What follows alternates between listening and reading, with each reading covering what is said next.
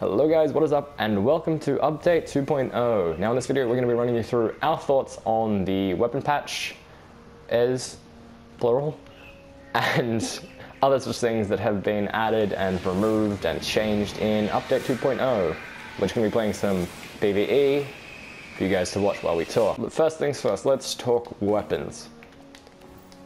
Now, I have always loved auto rifles. I have been playing Destiny since before auto rifles were nerfed to the ground, and Soros was a beast and is now once again a beast. It is, if you can land those headshots, then this gun will rip through your enemies faster than any other weapon that I have used so far. I have found in my time playing that this gun just tears through enemies. It may not be the best gun, but if you can land those headshots, then you will be rewarded. Next up, my personal favorite weapon in the game now, Monte Carlo. It is great. I absolutely love it. I had loved it since before the patch, just had issues with taking down enemies. And since the patch, now that time to kill is a fair bit higher, it really has found a place in the Crucible with great synergy, being available with your golden gun throwing knife, and just generally being a good weapon. It has nice range, being able to kill enemies from a good distance before damage drop-off kicks in, and even then, with 21 a headshot, if you're using the right setup with it, a little damage drop-off isn't too bad. So this gun has excellent range. And personally, it's now my favorite weapon. It's replaced Hawkmoon.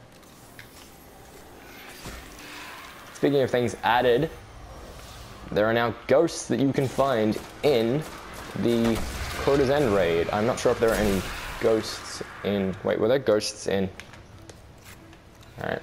They've added a bunch of new ghosts that you can find, so happy hunting, I guess. Now, speaking of hand cannons, Hawkmoon.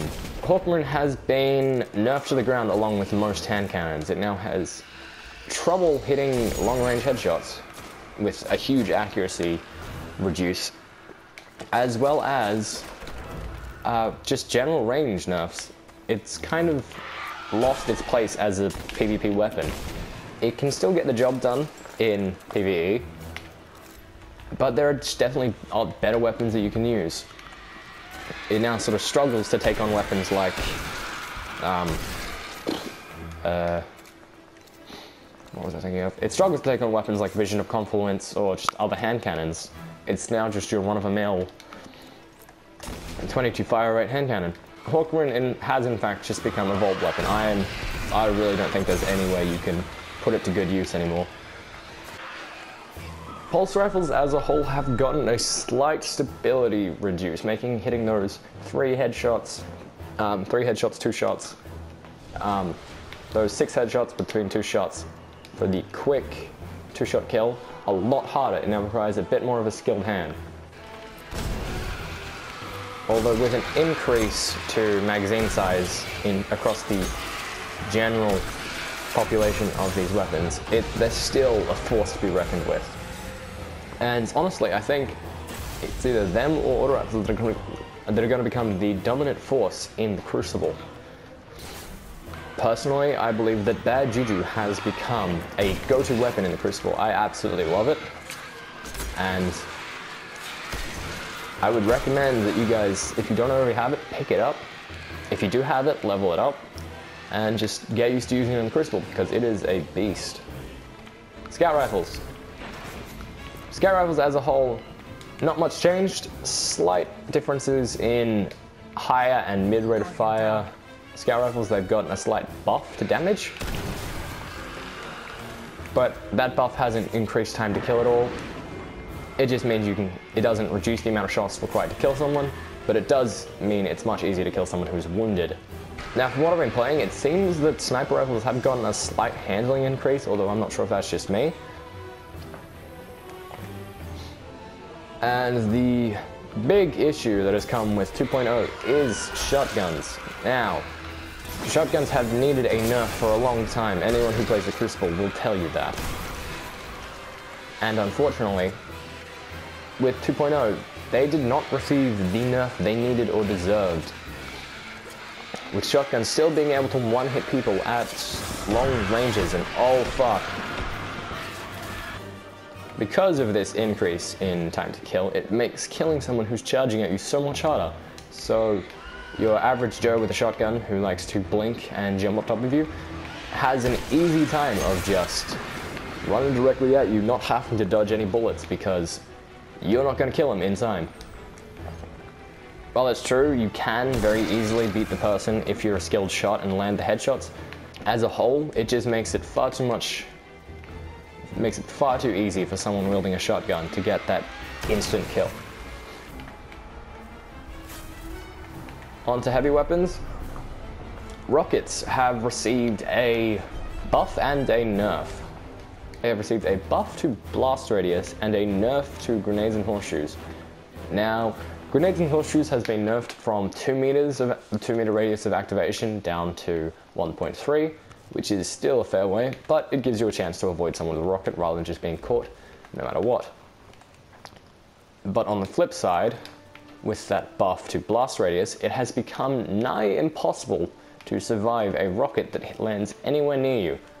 With the general reduction of the speed at which you can kill your enemy, heavy machine guns have really made their way into the Crucible, allowing you to get huge killing sprees because no one can stop you if you keep an eye on your radar and don't let someone run up and shotgun you. They have become the weapon of choice. Rockets are good fun and annoying when someone else is using them, but honestly, I would recommend you stick with a machine gun. Bye. Well, now let's talk about quests. The new quest system is Bungie's way of streamlining and contextualizing everything you do in Destiny. All of the old missions have been grouped up into quests to give them all a background to make understanding what's going on a little easier. The story hasn't been improved that much, but it makes a little more sense now that all of the missions are grouped together in an understandable way.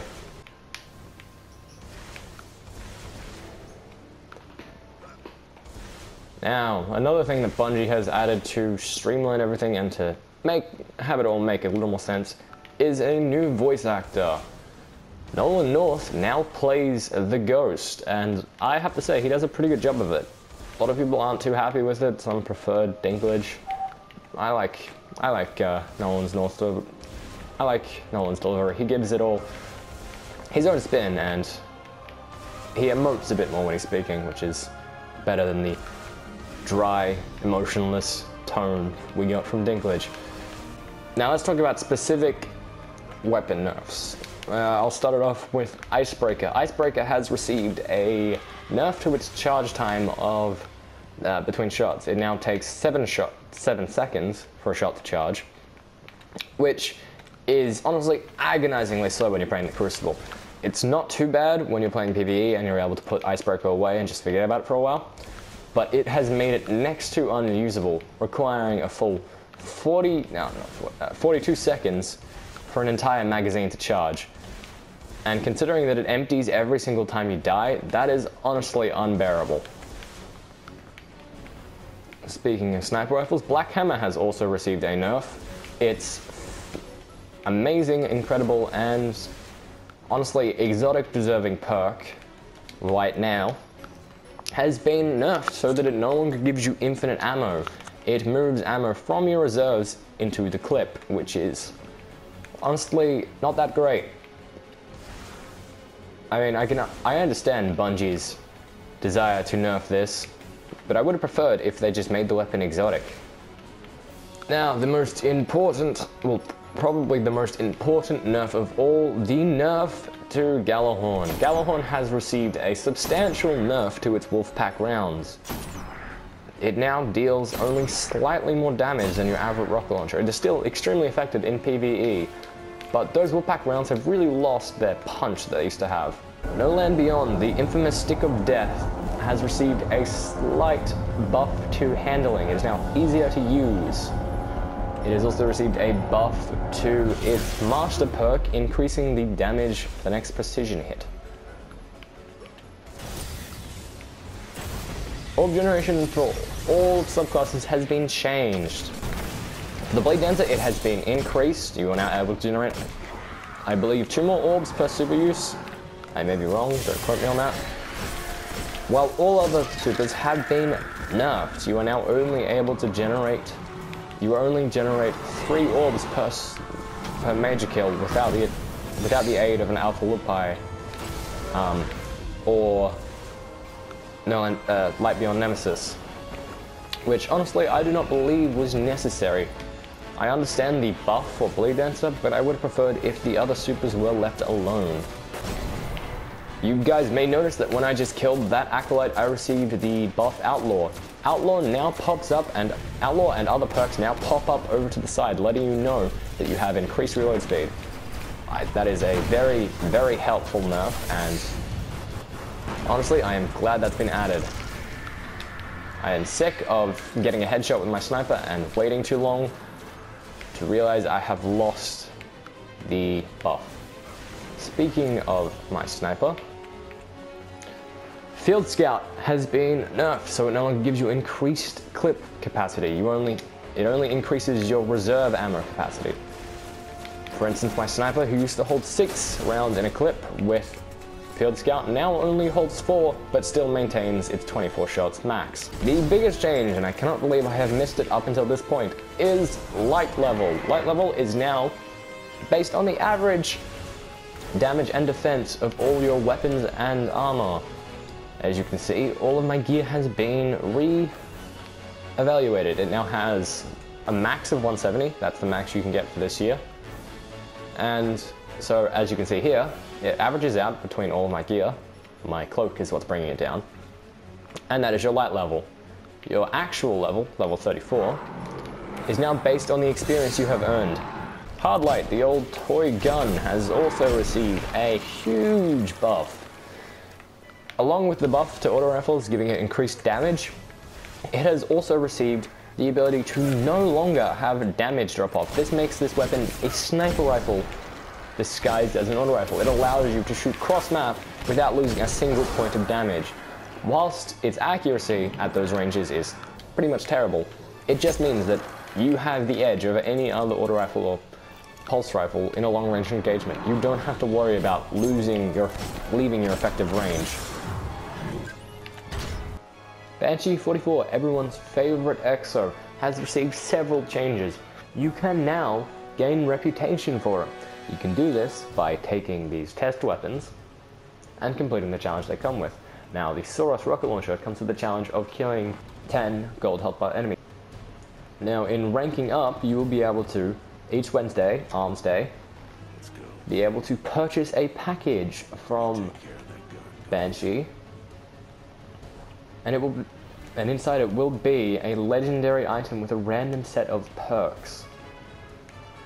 And last but not least, Eris Morn has been moved. She is no longer excluded and left outside.